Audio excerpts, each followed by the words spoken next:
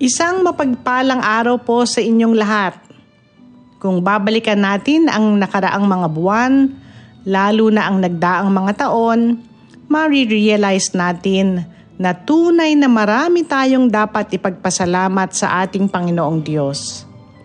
Ilang mga kalamidad ang ating nalagpasan, sunod-sunod na mga bagyo, ilang paglindol, pagsabog ng bulkan, COVID-19, VOG at marami pang iba.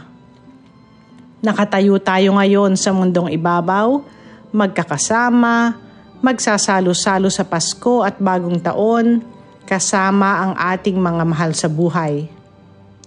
Naway ang mga maririkit na ilaw na ating binuksan sa lungsod ay magpaalaala sa atin na dapat tayong patuloy na magsilbing liwanag sa ating pinakamamahal na lungsod, mga gabay at taga-akay ng ating mga magulang, lolo at lola, maging halimbawa ng kagandahang asal na tutularan ng ating mga kabataan, maging kapatid sa ating mga kababayang higit na nangangailangan, at maging mabubuting mamamayan ng ating nag-iisang lungsod at pamayanan.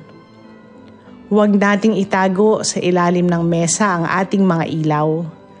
Hayaan nating tayo'y magsilbing liwanag para sa iba.